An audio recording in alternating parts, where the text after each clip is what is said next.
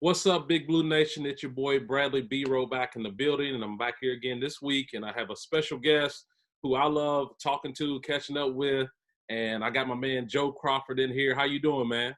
How you doing, man? I'm doing good, man. Just trying to survive like everybody else. Right. Same here. Yeah, I guess I want to start off, man, before you even got to the UK, man. You was on a pretty good high school team, the Renaissance High School team. You guys were 27-0, went undefeated, won the state title. I guess just Yep. talk to me about those days, man. What was it like for your high school winning the title and going undefeated? Those is it was great days. It was tough days as well because Renaissance was a school like a tough academic school. So my coach Mark White was like a coach that really had the vision to make Renaissance one of the best basketball programs in the city of Detroit. So it was tough, especially just meeting the requirements academically and meeting the requirements on the court as far as to compete at the championship level. So it was a long journey to finally our senior season to be able to go undefeated. That was a goal of ours, and we reached that and won the championship. So it was crazy. Yeah, man, it's always hard. Everybody always thinks about, just basketball itself, but obviously academic is definitely an important part, especially if you want to go to the next level, which you did. You kind of committed to Michigan before you went to UK. What was that process like? I know it had to be hard for you being a Detroit kid, want to play for the university, in Detroit, then all of a sudden you went to Kentucky. Tell me that switch of mind, man. Yeah, me, I always been like a big dreamer, like, having big visions outside of where I'm from, you know what I'm saying? So coming up, Michigan and Michigan State were schools that, I was fans of, but I also wanted to take my own journey. And it happened to around that time, if people remember, Michigan was under a ban as well. Like they wouldn't be able to go to the NCAA tournament and things like that. So that weighed the option too, you know what I'm saying? Because, I was a high ranked player and, I didn't know how long I would be in school and things like that. So I really wanted to be able to compete for a national championship every year. And, Kentucky was a school, historically that always did that every year. So, I was attracted to that and accepting the challenge to, go play at University of Kentucky with all the pressure and all the high expectations. I wanted to, accept that challenge and do my best. Yeah, and you obviously went to Kentucky, and Tubby was your coach there for 2 years. What was it like, playing for Coach Tubby Smith? He's a very stern guy, very disciplinary. Just talk about playing for Coach Smith. It was different for me. You know what I'm saying? Because I came from a winning program as well. So the things that, I were taught and things like that were different. We had some differences with Tubby, you know what I'm saying? Obviously, he was very successful in his own way too. So that was the biggest challenge for me, was trying to break some of the old ways I did things that were successful for me and meet and mesh with a coach that was successful in his own right. So, and coming in, we were like, I don't know if people remember, we was the number 1 ranked class as well. You know what I'm saying? Me, Rondo, Ramel Bradley, and Randolph. So it was a lot of things that, we had to adjust to. Yeah, and like you're saying, you're talking about those guys. I mean, Rondo, Randolph Moore, Ramel Bradley, who you're really close with. Yeah. What was it like? Because, when you were coming in the college, you always had veteran guys already on there, but then you got this freshman class that's highly talented. How was it for you all to kind of bond together, with having already veteran guys on there, but then also having this, top recruiting class coming in? Yeah. Well, it's crazy how time, how long ago that was now. But it was very different than today's way of thinking. You know what I'm saying? Because when I came in, it was more about, okay, whatever you did in high school and everything you did, that doesn't, transfer over to here. You're starting over. You know what I'm saying? And, you know, in today's game, it's more like, okay, we're setting you guys to whatever you did in high school to bring it right there your first year, and it's up to you to bring it. You know what I'm saying? Yeah. And I think that's growth in the game as well, too. You know what I'm saying? I think it's a medium that we got to find, but I do like the fact that you get to see these guys' personality freshman year, and they going for, you know, everything they dreamed of. You know what I'm saying? Like, you know, we've seen it in the past years with John Wall, starting with John Wall, Anthony Davis, and all those guys. You know what I'm saying? It's a beautiful thing at Kentucky, you know? Yeah. And, you know, in your first year, man, you know, you had a little success plan a little bit, and you had to earn your way. But I remember that Michigan State game when Patrick Sparks hit that three you out of double overtime. Talk about that game. I remember, you know, watching it at home, but you obviously had the, you know, front row seat. Talk about that game, because that game was kind of crazy. Yeah, it was a crazy game. It was a back and forth game where, you know, we actually thought we had that game won. You know, it came down, you know, I think I can't remember, but I remember Pat hit the shot, and I think he tied it up. Yep. Then something happened, then Pat ended up at the free throw line. You know what I'm saying? And it was like, and I remember I was next to Ramel, and what the funny story about it is Ramel had came back to the bench, and this was around a time where he was getting concussions. So he had a concussion early on in the year, and then he had a concussion in that game. So he's sitting on the bench, and like I'm talking to him, I'm hyped because I'm like, oh, we about to win this thing, and he's sitting there like, where am I? Like, he really didn't know where we was. I'm like, yo, we about to go to the Final Four. He like, what? Like, you know what I'm saying? I'm just like, man, come on, man. We like, you know what I'm saying? It was crazy, man. But it was good times though, for sure. Yeah, it was, man. You guys had a really good team special. I know that, you know, you weren't able to make a Final Four, but you did make some good runs, Elite Eights, and but then, you know, a new coach comes in. Tubby leaves. A new coach, then Billy Gillispie. Did you ever think about leaving and going to the NBA draft before, you know, Billy Gillispie came in? Was that a thought, or what was your thought process when he first came in? I think for me, it was very unknown. You know what I'm saying? Like, I did think about it because obviously me spending 3 years at the University of Kentucky and then a whole new coach coming in, I did think about it. But the times were so, like, it was hard to kind of judge what I did at Kentucky. So I don't think it was safe for me to really do that. You know what I'm saying? But yeah, like that was another trying time as far as a new coach coming in and then almost having to totally readjust your senior year from the previous teachings that you had and some way make it successful. Yeah, I know, you know, and, you know, Billy Gillispie, obviously the stories we hear about him and, you know, on, I feel like you and I guess Ramel kind of, you know, were the two guys that kind of really stuck together and said, look, man, we're going to, you know, have our senior year. We're going to finish strong. We're going to do our thing. What was that like bond for you all, for y'all two, you know, I guess trying to like have a new coach and restructuring, but then also trying to make sure, you know, your dreams come true by trying to be successful on the court? I mean, man, I really don't know what was inside us to really manage to do that. You know what I'm saying? It's almost like a story behind a story that, you know, you can almost kind of have to have like a documentary on it because it was so many times in that season where we both were, you know, had nothing left in us. You know what I'm saying? And somehow we had to look at each other and we kept each other going. Because there was times in that season when I didn't know if he was going to make it or be on the team, and I had to say something. Then there was times where I was at my last, and I was like, "Yo, I might not," you know what I'm saying? And the one thing I remember was we were sitting in the car one day, right before we was about to go into a crazy practice. Like, we've been getting beat up in practice, you know what I'm saying? Yeah. And we both just like kind of said to each other, it's like, "Yo, if we quit, nobody will want to hear our story." Like, no one wants to, no matter how tough it is or matter how at a disadvantage you are or how unfair things is, if we don't stick through it and keep going, nobody will want to hear it.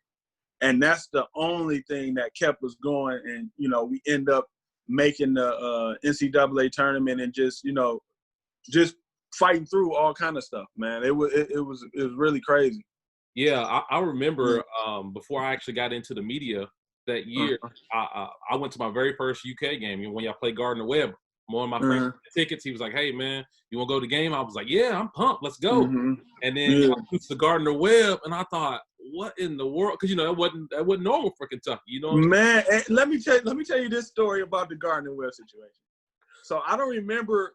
I think we had 2 games in a row, like back-to-back games. So before the first game, we had a 2-a-day, right? We had a 2-a-day, so we already tired. So then we come in the day of the game and we practice probably about an hour before the game. And I'm not talking regular practice. I'm talking about we taking charges. When people don't do it the exact right way, they run in the stairs. Now this is right before the game. You know what I'm saying? Yeah. So like 45 minutes before the game, he said we gotta go back and get dressed and, you know, get ready for the game. So we come out and mind you, I wasn't starting at this time. You know, I was kind of like at the doghouse. So so we come out and we end up winning that game. So after we win that game, we go to you know, we thinking we're gonna go back and get some rest. We end up going to film, and this is probably like 10, 11 at night, and he's going over the whole film and dissecting stuff and saying we played horrible, things like this, blah, blah, blah. At this point, we like, man, we're just happy we won. Like, we were too tired to win. So then the next day we wake up, we practice before Gardner Webb. So we practice before Gardner Webb, and it's a crazy ass practice. So, and I'm not starting again. So I don't remember the exact score, but as the game going on, we get down against Gardner Webb, and I'm sitting on the bench. So in my mind as a competitor, I'm like, just wait till I get in. I'm going to bring us back, So I get on the court, and the Gardner Webb player makes a back cut. And I'm like, I go to try to move, but my legs are just dead. You know what I'm saying? Yeah. And he goes back door and throw up a layup, and he goes to the top backboard and go in. I was like, this is going to be a long night. I don't have no, you know what I'm saying? And I knew if I was feeling like that, everybody else would feel like that. And I was just like, you know what I'm saying? Because there was no way they should have beat us, but it was like, we had nothing in us. Nothing. Yeah. Yeah, I mean, it had to, you know, you hear stories like it where he was, you know, making people run and even the staff run, and you weren't, you can't play after having, you know, and that's why you're supposed to have shoot-arounds. You know, shoot-arounds is getting bruised. But he was having these hard practices, man, before the game. And that's why, you know, you had losses that you had because you can't do and that. I think too, no doubt about it, Coach Gillespie was an extremely tough coach. But I think too, with him coming in, he was trying to get to know me too. So it was like, some of the things that may not have been true about me, he still had to investigate and make it hard and things, you know what I'm saying? So it was like that last year, it was so much of that going on that was making it even bigger hurdle. You know what I'm saying? So, yeah. We fought through it, though. Yeah. No, you did. You fought through it, man. You still, you know, hit the 1,000-point club. You know what I'm saying? You bought the last game. You had, I think, the career high 35 against Marquette. Yeah, you left it all on the court, man. What was that like, man, when it was your last game and you found out, man, this is my last game at the University of Kentucky. I spent 4 years here giving my blood, sweat, and tears. Yeah. What was that like, man? You know? It was a bittersweet moment because, you know, obviously I wanted to win that game, and I felt like we could have beat those guys. But towards the last maybe 15 games of the season is when I think Billy Gillespie really just let me play. You know what I'm saying? And that was a moment that I've been waiting my whole entire career at Kentucky, is just to let me play. You know what I'm saying? As far as to let me, you know, induct my feel for the game, you know, on the game. You know what I'm saying? And I think that last 12 games, like I really got to show like who I was as a player, of what I was touted coming in before, you know, Kentucky. And it was tough because like I had 35 and I was really just catching my stride. Like I had figured it out. I had, you know what I'm saying? I had a coach behind me by the end, you know what I'm saying? Maybe it was too late, but it was like, man, this people, you know, it would have got better. You know what I'm saying? Yep. And, you know, it was tough too because we had all gave everything we got. You know what I'm saying? Like at that point, my teammates had, you know, they were just, you know, I think we had Derek Jasper at the time, and he had returned from a microfracture in probably like 4 months. So he wasn't even supposed to be playing. And he gave everything he had. You know what I'm saying? And, you know, everyone did. You know what I'm saying? So it was something you couldn't really, you know, that's why I say it's bittersweet. Because, you know, I was happy as well. Like, you know, we did it, really. Yeah, and you know, you did. You gave everything you got. You had the opportunity to, you know, get drafted in the second round, I think, to the Los Angeles Lakers. Talk about that. I know you didn't have a long career in the NBA, but you did get a little taste of it.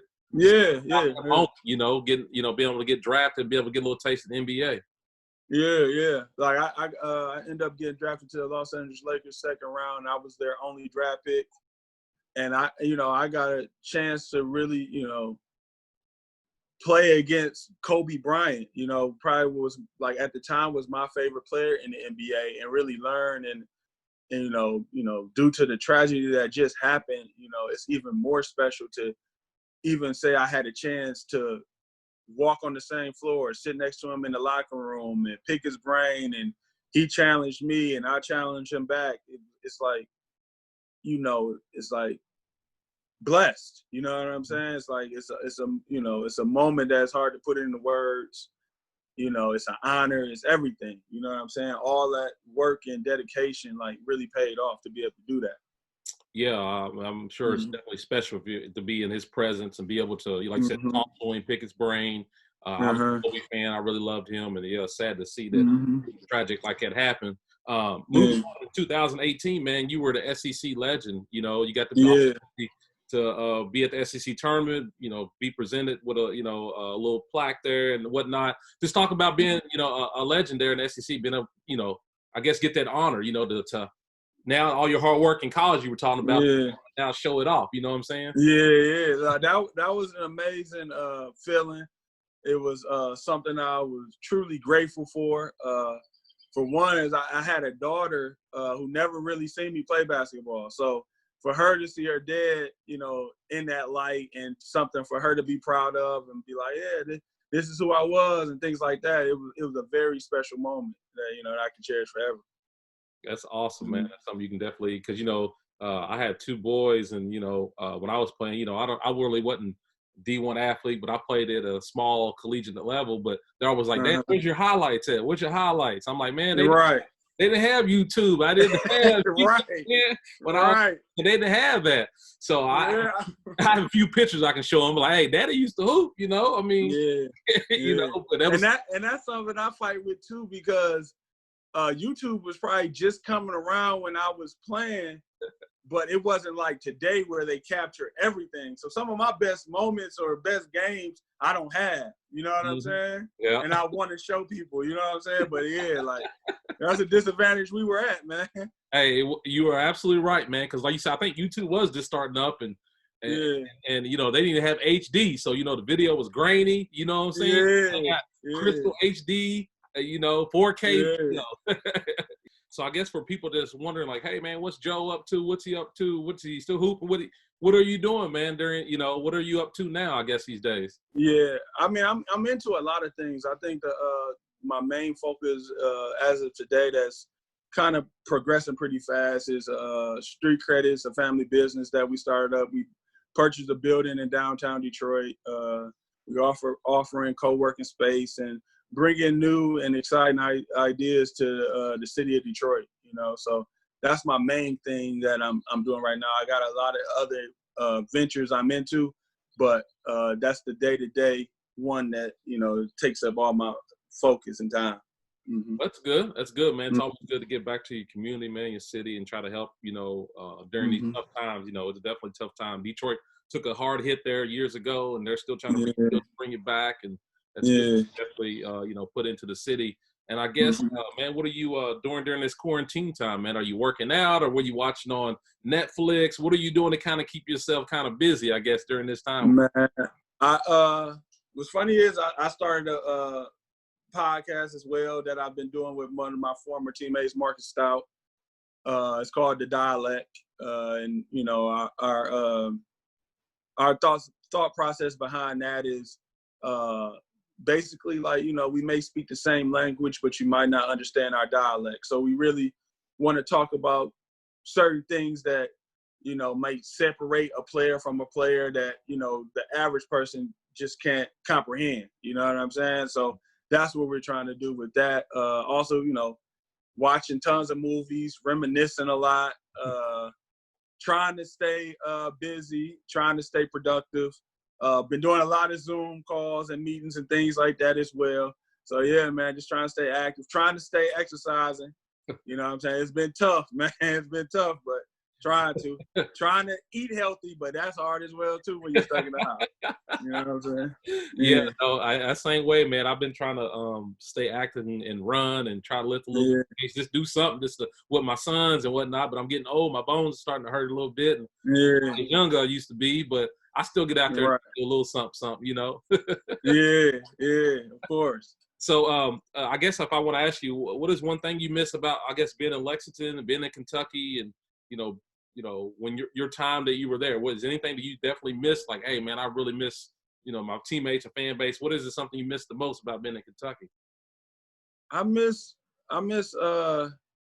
just miss the vibe. You know what I'm saying? Outside of even the fans and being on playing for Kentucky, I just love the state of Kentucky. Is a part of me now. So just going there and sitting down and grabbing a drink and eating at my favorite restaurants and just being around that Kentucky love, it just has, just is what it is. You know what I'm saying? So, I just like to get back, just get back there and walk some of the streets that I walked, growing into a man and things like that. Yeah, I miss that for the most part. Well, Joe, I want to say thank you, man, for taking some time to, chat with me, reminisce a little bit on your time at Kentucky. It's always good to catch up with you, man. I enjoy talking with you. Once again, man, thank you for coming on with me. I appreciate it, man. Anytime, man. And let me know when this drops so I can check it out.